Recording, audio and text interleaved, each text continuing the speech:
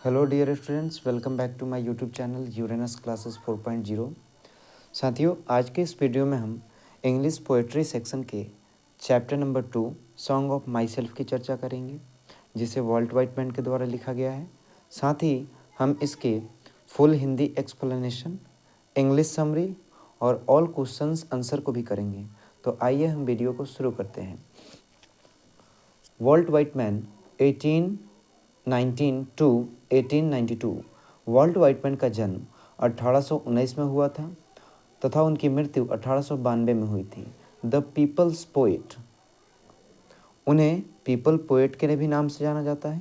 Vault Whitman को people poet के भी नाम से जाना जाता है। Is perhaps the most individualistic literacy figure that America has ever produce. मतलब उनके व्यक्तित्ववाद को अमेरिका ने हमेशा दिखाया था, प्रोड्यूस किया था। He began working as a carpenter before his 12th birthday. 12 साल की उम्र से पहले वो एक कारपेंटर का कार्य करते थे। ही ऑल्सो वर्कड, उन्होंने और भी कार्य किए। एज अ प्रिंटर, उन्होंने प्रिंटर के रूप में कार्य किया, प्रिंट को करने वाले के रूप में कार्य किया। टीचर, टीचर के रूप में भी कार्य किया। And editor and was volunteer nurse, और साथ ही साथ उन्होंने वॉलंटियर नर्स का भी कार्य किया। वॉलंटियर नर्स का मतलब होता है डॉक्टर के आगे पीछे जो कंपाउंडर होते हैं उसी को कहा जाता है volunteer nurse. During the civil war, घरेलू युद्ध के दौरान उन्होंने वॉलंटियर नर्स का भी कार्य किया। Walt Whitman poetry, all of which is collected in lips of grass. Walt Whitman की सभी कविताओं को लिप्स ऑफ ग्रास में संकलित किया गया है। Is known for its free rhymes, जिसे फ्री राइम्स मतलब फ्री रिदम के लिए जाना जाता है। एंड लैक ऑफ रिदम्स, और इन सभी कविताओं में थोड़ी बहुत रिदम की कमी भी है। Walt Whitman first published it at his own expense in 1855। Walt Whitman ने अपने प्रथम अनुच्छेद को 1855 ईस्वी में प्रकाशित किया था। However, the free form of the poems and the joyful dedications to the importance of individualism were not well received at first। और इन कविताओं में उन्होंने व्यक्तित्ववाद के महत्व को समझाया था। इम्पोर्टेंस ऑफ इंडिविजुअलिज्म मतलब व्यक्तित्ववाद की महत्व। तो उन्होंने जो कविताएं लिखी थी उनमें उन्होंने व्यक्तित्ववाद को परिभाषित किया था, परंतु वे are not well received at first, परंतु उसे प्रथम बार में स्वीकार नहीं किया गया, उसे नहीं मान दिया गया। इन फैक्ट, परंतु फैक्ट में his collection of poems cost Walt Whitman his job, परंतु उन्होंने फिर भी जो है कविताओं का संकलन नहीं छोड़ा। मतलब वहीं उनके दिनचर्या में जागरूक हो गई और वो कविताओं का संकलन करने लगे। ऐसा करने लगे कि उनके लिए वहीं जॉब बन गया। As it was taken to be obscene, और उनकी सभी रचनाओं को जो है एक जो है अनदेखा कर दिया जाता था, ऑब्सीन कर दिया जाता था। इन 1881 आफ्टर मेनी एडिशंस, 1881 ईस्वी में बहुत अधिक एडिशंस के बाद lips of grass finally found publisher William to print it. 1881 ईस्वी में बहुत सारे एडिशंस के बाद लिप्स ऑफ ग्रास को पूर्ण रूप से फाउंड पब्लिशर, जिसे एक पब्लिशर विलियम के हाथ में दिया गया प्रिंट करने के लिए। इट अनसेंसर्ड, और उसने इसको क्या किया, बिना किसी को बताए, अनसेंसर्ड मतलब बिना किसी को बताए उस कविता को छाप दिया, लिप्स ऑफ ग्रास को प्रकाशित किया। ट्रांसलेशन ऑफ दिस कलेक्शन, इस कलेक्शन का ट्रांसलेशन जो था, वेयर इंथुसियास्टिकली, जिसे उत्साहपूर्वक, रिसीव्ड इन यूरोप, जिसे यूरोप के लोगों ने उत्साहपूर्वक स्वीकार किया। बट जबकि वॉल्ट व्हाइटमैन रिमेंड, परंतु वॉल्ट व्हाइटमैन को रिलेटिवली अनअप्रिसिएटेड इन अमेरिका, परंतु वॉल्ट व्हाइटमैन को अपेक्षाकृत अमेरिका के लोगों ने फिर नकार दिया। It was only after his death, यह उस समय की बात है जब उनकी मृत्यु हो चुकी थी। That he could win appreciation, उनकी प्रशंसा हुई, परंतु उनके मरने के पश्चात। In America for his original and innovative expression of America individualism. कहने का अर्थ ये है कि जब वो मर गए तो मरने के पश्चात उनकी रचनाओं की प्रशंसा की गई अमेरिका में। और इनोवेटिव एक्सप्रेशन मतलब उन्होंने जो भी रचनाओं में एक उत्साहपूर्वक अपने बल को दिखाया था, उसके आधार पर उनकी रचनाओं को अमेरिका के लोगों ने, अमेरिका के व्यक्तित्ववाद ने, अमेरिका के व्यक्तित्ववाद ने उनको उत्साहपूर्वक लिया। हिज इम्पॉर्टेंट वर्क्स इंक्लूड, उनकी महत्वपूर्ण रचनाएं जो संकलित है, लिप्स ऑफ ग्रास जिसे 1855 ईस्वी में लिखा गया, एंड ड्रम टैप्स जिसे 1866 ईस्वी में लिखा गया। मतलब उनकी दो रचनाएं, पहली थी लिप्स ऑफ ग्रास जिसे उन्होंने 1855 में लिखा था, और साथ ही ड्रम टैप्स जिसे उन्होंने 1866 ईस्वी में लिया था। अब साथियों हम इसके पोएट्री के हिंदी समरी को कर लेते हैं। कवि कविता के फर्स्ट लाइन में कहते हैं, आई सेलिब्रेट माई सेल्फ। आई मतलब होता है मैं, सेलिब्रेट मतलब उत्सव मनाता हूँ, और माई सेल्फ का मतलब खुद से। मैं खुद से उत्सव मनाता हूँ, एंड सिंग माई सेल्फ, और मैं खुद का गीत गाता हूँ। एंड वॉट आई अज्यूम, और जो मेरे लिए सत्य है। अज्यूम का मतलब होता है सत्य। यू शैल अज्यूम, वहीं तुम्हारे लिए भी सत्य होगा। यहाँ सत्य से क्या पाला है कि जैसे मान लीजिए कि मेरा जन्म हुआ है और मुझे भी एक दिन चले जाना है। कवि ऐसा बोल रहे हैं कि जैसे मेरा जन्म हुआ है और मुझे भी एक न एक दिन मर जाना है, ठीक उसी तरह से तुम भी जन्म लिए हो और तुम भी एक न एक दिन मर जाओगे।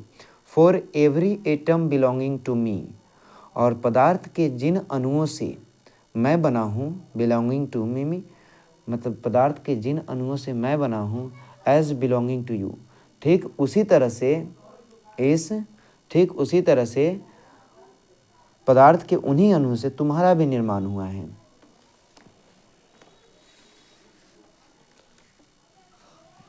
आई loaf and invite my soul, मतलब कविता के अगले पैराग्राफ में कवि ये कहते हैं, I loaf and invite my soul. I my soul मतलब मैं अपने आत्मा, सोल का मतलब होता है आत्मा, लोफ मैं अपने आत्मा के हर टुकड़े का स्वागत करता हूँ। I lean and loaf at my ease observing a spear of summer grass, और मैं अपने आप को समर ग्रास में उगने वाले धूप को निहारता हूँ, उसको देखता हूँ। माई टंग मेरी जुबान, एवरी एटम ऑफ ब्लड मेरे खून का एक एक कतरा, from this soil this air, मेरी जुबान, मेरा खून और मेरा खून पदार्थ के इन्हीं अणुओं से मिलकर बना हुआ है, इसी मिट्टी से मिलकर बनी हुई है, इसी हवा से मिलकर बनी हुई है। बॉर्न हेयर ऑफ पेरेंट्स, और जिस प्रकार मेरे माता पिता ने मुझे जन्म दिया है, born hair from the parent the same, उसी तरह से आपके माता पिता ने भी, मतलब कि तुम्हारे माता पिता ने भी तुम्हें जन्म दिया है। And their parents the same, और उनके माता पिता ने भी उन्हें जन्म दिया है। आई नाउ 37 ईयर ओल्ड, मैं अभी 27 साल का हो गया हूँ। Old in perfect health being, और मैं बिल्कुल स्वस्थ हूँ। कभी आगे ये बोल रहे हैं कि मेरी जो उम्र है धीरे धीरे घट रही है, मतलब मैं अब 1 साल से बढ़ते बढ़ते 2 साल से बढ़ते बढ़ते मैं आज 33 साल का हो गया हूँ, परंतु 37 साल का हो गया हूँ, 37 साल का, परंतु मैं अभी बिल्कुल स्वस्थ हूँ। Hoping to cease not till death, और मैं आशा करता हूँ कि मैं मरने तक इसी तरह स्वस्थ रहूँगा। Creeds and schools in abeyance, creeds का मतलब होता है रीति रिवाज, एंड स्कूल्स मतलब दुनिया की जो बंधन में जो रीति रिवाजें बनी हुई हैं। स्कूल्स का मतलब दुनिया, और क्रीड्स का मतलब रीति रिवाज। तो दुनिया में जो भी रीति रिवाज है, मैं उन्हें कुछ दिन के लिए भूलना चाहता हूँ, अनदेखा करना चाहता हूँ। रिटायरिंग बैट वाइल सफिस्ट, परंतु वो जो भी हैं अपने जगह पर पर्याप्त है। At what they are but never forgotten, और ऐसा भी नहीं है कि मैं उन्हें भूलना चाहता हूँ या निंदा करता हूँ, लेकिन मैं उन्हें कुछ दिन के लिए हटा कर चलूँगा। अगर नहीं चलूँगा तो वो मेरे रास्ते में रोड़े बन जाएंगे। आई हार्बोर फॉर गुड और बैड। हार्बोर का मतलब, आई का मतलब मैं, हार्बोर का मतलब विश्वास करता हूँ। मैं सही और गलत में विश्वास करता हूँ। मैं सही और गलत में विश्वास करता हूँ, इसलिए करता हूँ चूँकि दुनिया में यदि अच्छाई है तो बुराई भी है, दैवीय शक्ति है तो काली शक्तियाँ भी हैं। तो वहीं कभी आगे स्टैंजा में, लास्ट लाइन में बोल रहे हैं कि मैं दुनिया के हर सही और गलत में विश्वास करता हूँ। आई परमिट टू स्पीक, और मैं अपने आप को यह आश्वासन देता हूँ, बोलने की कामना करता हूँ या बोलना चाहता हूँ। एट एवरी हजार्ड, और मैं हर जोखिम में, हर खतरे में खुल के बोलना चाहता हूँ। Nature without check with original energy, चूँकि हमारी जो प्रकृति है, हमारी जो पृथ्वी है, वह ऊर्जा का अपार भंडार है, जिसने हमें सब कुछ दिया है, सभी संसाधनों को दिया है। तो इस तरह से साथियों इसके टोटल जो है फुल हिंदी एक्सप्लेनेशन हो चुके हैं। अब हमें इसके क्वेश्चंस आंसर को करने हैं, तो आइए हम इसके क्वेश्चन आंसर को भी देख लेते हैं।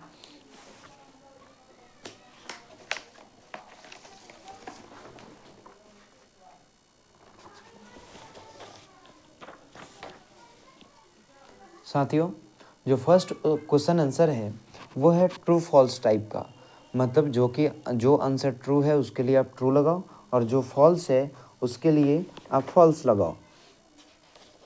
तो क्वेश्चन नंबर ए है, the poet enjoys himself and sing for the self। कवि अपने लिए गाना गाते हैं और अपने लिए इंजॉय करते हैं, उत्सव मनाते हैं। तो ये ट्रू है, ये आपकी पोएट्री का फर्स्ट ही लाइन था। Question number B, the speaker is different from others.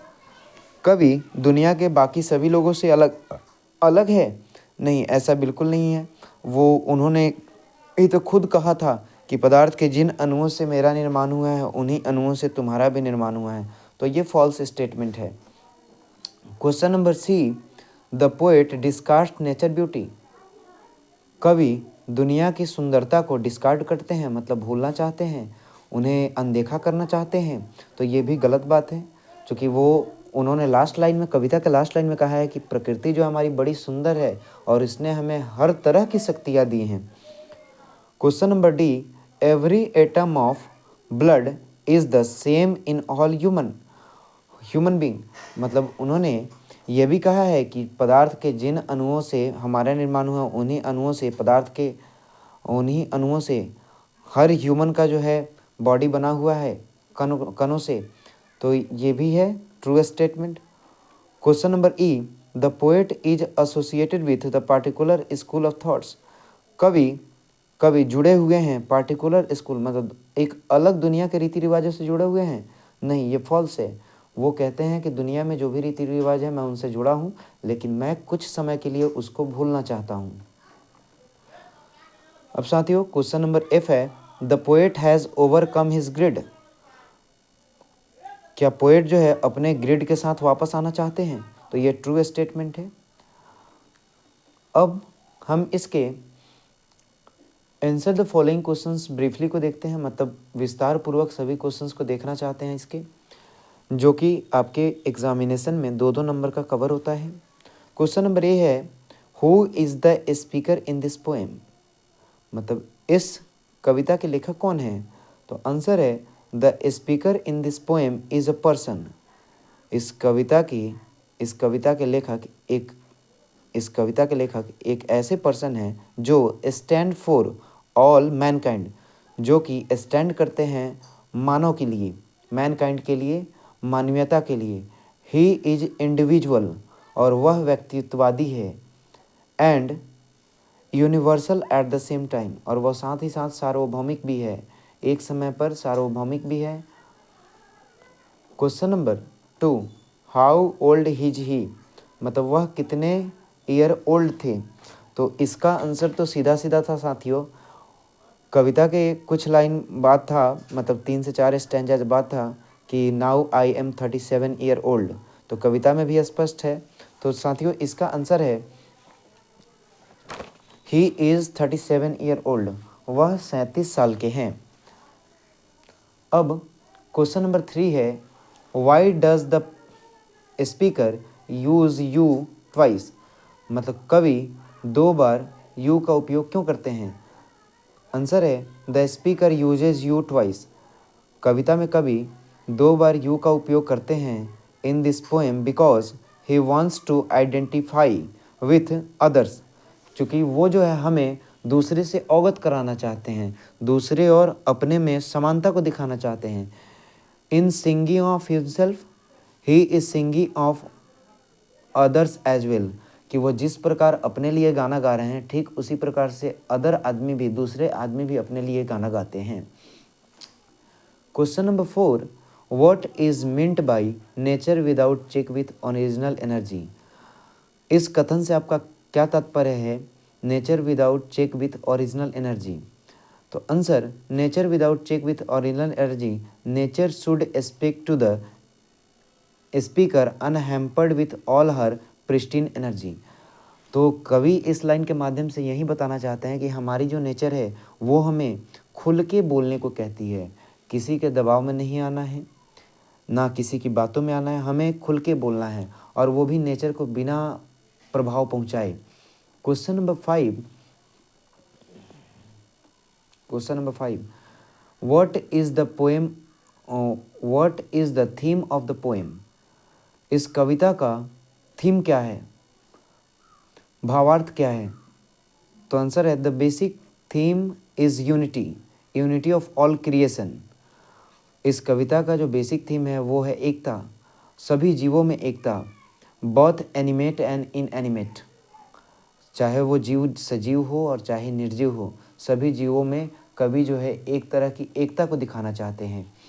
Question number 6, how does the speaker establish relation between me and you, कवि मुझ में और तुम में कैसे जो है स्टेबिलिटी, अस्थायित्व प्रदान करना चाहते हैं, रिलेशन दिखाना चाहते हैं?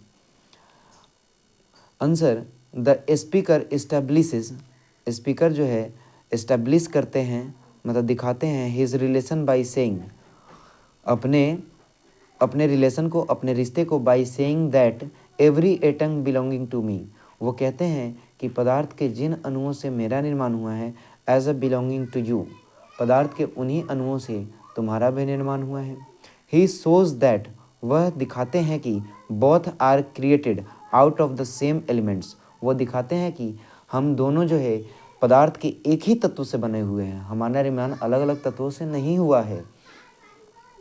Question number 7, what does he observe in summer, वह समर में क्या ऑब्जर्व करते हैं, क्या देखते हैं?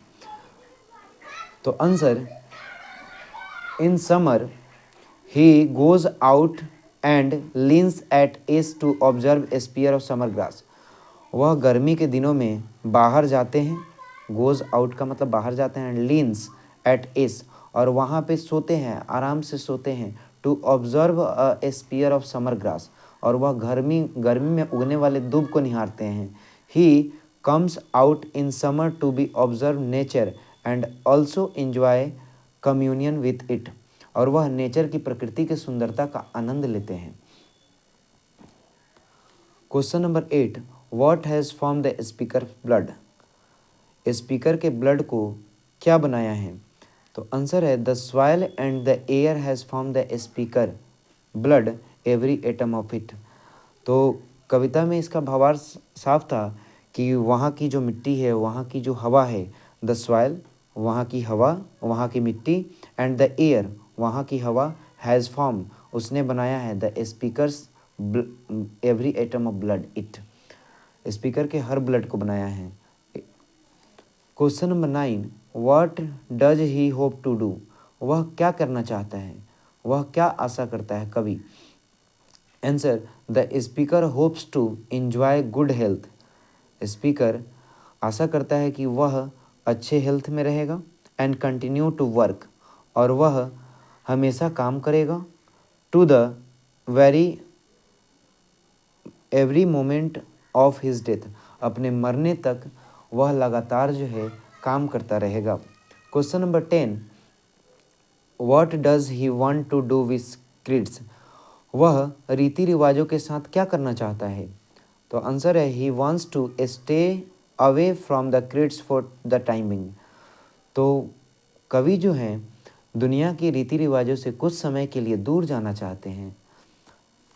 Question number 11, what does he want to speak about? वह क्या कहना चाहता है? कवि क्या कहना चाहता है? तो आंसर है he wants to speak about perils.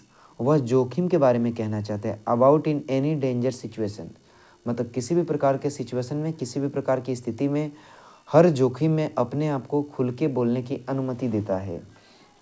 अब साथियों, हमने इस प्रकार इसके सभी question answer, English summary, Hindi summary को देख लिया है।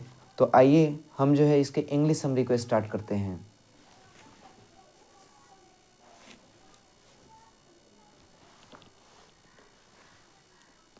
The poem Song of Myself is a beautiful example of individualistic poetry written by Walt Whitman. The poem Kavita Song of Myself एक बहुत ही सुंदर कविता है जो कि एग्जाम्पल है व्यक्तित्ववादी कविता का, जिसे वाल्टर डिला और वाल्ट वाइटमैन के द्वारा लिखा गया है। In this poem the poet sings for himself. इस कविता में कवि अपने लिए गाना गाते हैं। As well he enjoys himself, और साथ ही साथ वो अपने लिए उत्साह भी मनाते हैं। He is not different from others, वह किसी भी दूसरे से अलग नहीं है। ही सेज दैट, वह कहते हैं कि every atom of blood is belonging to his soul. वह कहते हैं कि मेरा जो ब्लड है वो इन्हीं मिट्टी के किन्हीं किन्हीं कणों से मिलकर बना हुआ है। He accept every thing that is right, वह उन सभी चीज़ों को एक्सेप्ट करते हैं जो कि उनके लिए सत्य है। There are many fights in the world for religion, दुनिया में अपने अपने धर्मों के लिए कई प्रकार की लड़ाइयाँ हैं। But it is not good, लेकिन यह अच्छा नहीं है। Because we all are made from the same atoms of particles, यह दुनिया में अपने अपने धर्म के लिए सब में एक दूसरे से लड़ाइयाँ हैं, परंतु कवि ये बोल रहे हैं आपको कि ये सही नहीं है, ये अच्छा नहीं है, क्योंकि वी ऑल आर, चूँकि हम सभी बने हुए हैं from the same atoms of particle, चूँकि पदार्थ के समान कणों से हम सबों का निर्माण हुआ है। सो ही एडवाइसेस अस टू, तो वह इसीलिए वह हमें एडवाइस देते हैं, मतलब सलाह देते हैं कि happy and make other happy, इसीलिए वो हमें सलाह देते हैं कि हमें खुश रहो और दूसरे को भी खुश रखो। तो साथियों, इस प्रकार से हमने आज जो है chapter number 2 song of my self को पूरी तरह से देख लिया। आशा करते हैं कि आपको हमारी वीडियोज अच्छी लगी हैं। यदि आपको ये क्लास अच्छी लगी है तो चैनल को सब्सक्राइब करें, और क्लास यदि पसंद आया हो तो वीडियो को लाइक करें, सब्सक्राइब करें और शेयर करना ना भूलें। धन्यवाद। मिलते हैं अगले वीडियो में।